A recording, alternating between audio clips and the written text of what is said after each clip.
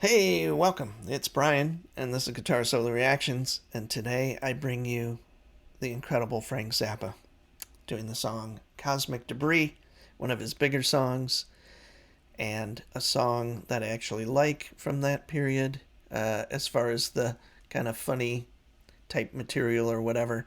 Um, I think that's putting it a little simply, but some of the songs have a lot of merit, although, and then have a funny, kind of interesting, um, you know, uh, storyline or whatever it is.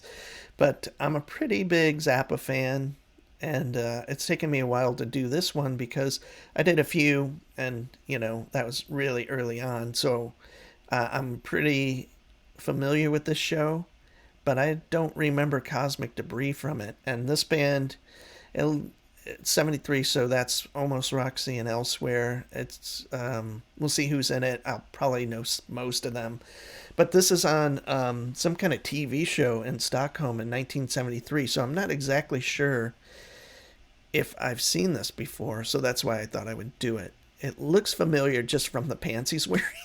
Like from another show that I've seen, that there's a bootleg of the Beat the Boots kind of CD collection that Frank put out. I think that might be from here. So anyway, there was a long introduction of singing in Swedish or something. Well, Swedish, but I have no idea what that was talking about. And then this guy introduces the band. So that's where we're starting. Jag talar om Frank Zappa och The Mothers of Invention.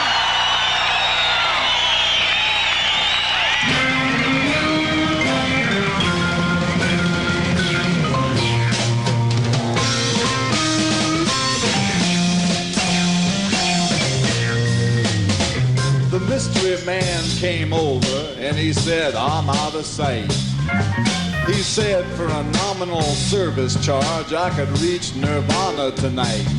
If I was ready, willing and able to pay him his regular fee, he would drop all the rest of his pressing affairs and devote his attention to me. But I said, oh dear brother,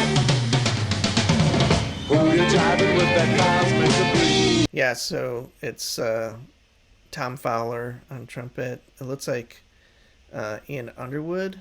I think that would be who's playing like I forget what it is now. George Duke, Ralph Humphrey. I think I saw Ruth back there. And pretty much that Roxy band. Who you jiving with that cosmic debris? Oh, dear brother, don't you waste your time on me.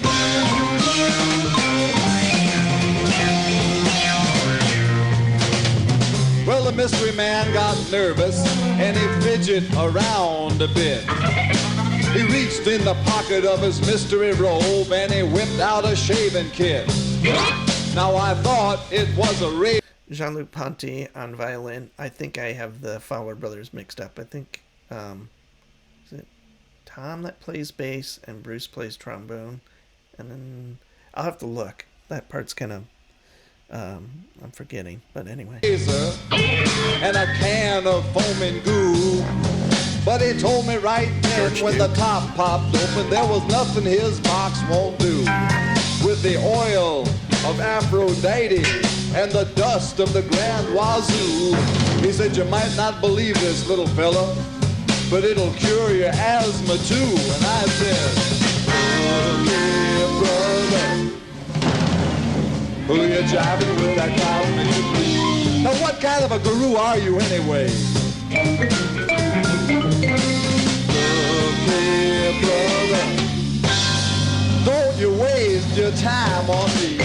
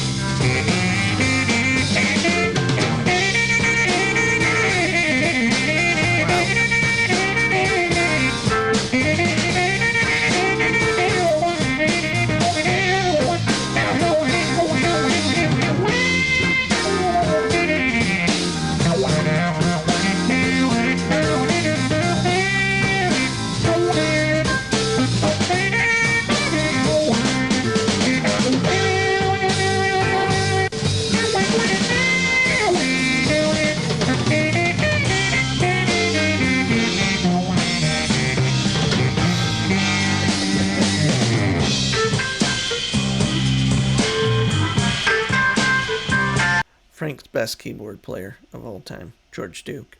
And this band's great. This is off that bootleg Beat the Boots, whatever it's called. It's some long word that I could never pronounce. But I'm trying to figure out what Ian Underwood's playing. Is that a bass clarinet, I think?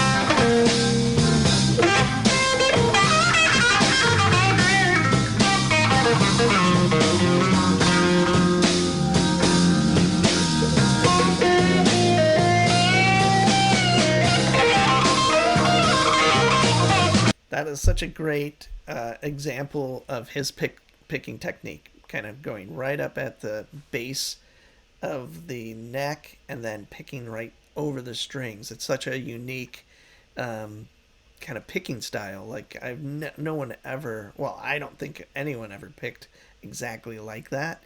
And it seems like a lot of upstrokes, which is really interesting. And, it developed over time, I think. And, he probably played a lot more notes. His tone on this, I remember, this is, I can't remember, but there's equipment problems or something. And his guitar tone isn't his best. Like a year from now, it's amazing. It's my favorite. And the band from 74 that's like on Volume 2, the Helsinki show, that's my favorite band, which would be him, George Duke, Napoleon Murphy Brock,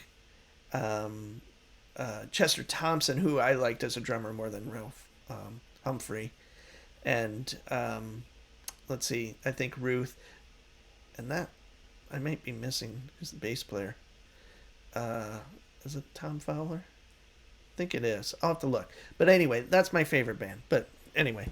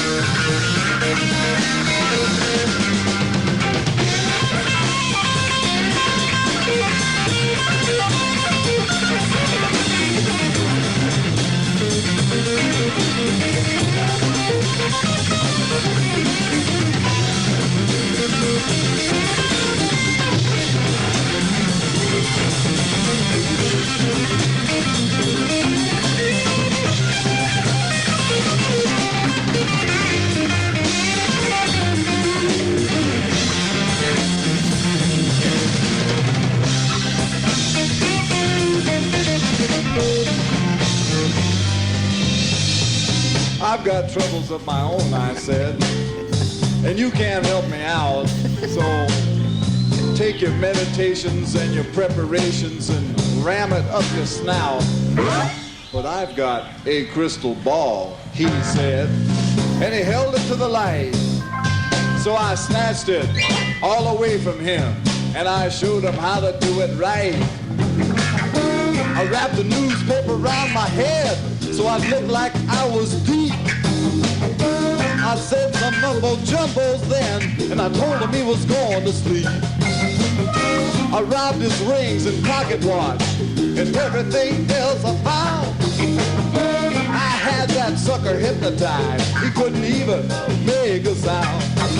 I proceeded to tell him his future then, as long as he was hanging around. I said, the price of meat has just gone up and your old lady has just gone down. Well, yeah, brother, who you jiving with that cosmic debris? Now who you jiving? Don't you know you can make more money as a butcher? So don't you waste none of your time on me.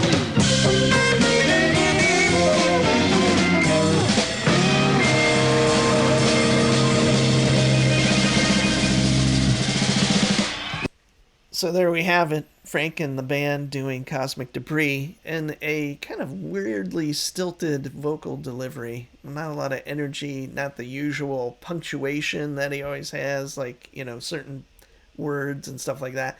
Maybe it's just a bad gig as far as that goes, but the band sounds pretty great. And I mean, I'm pretty familiar with this era, so not the best representation of his guitar playing per se, as far as like tone wise and all of that.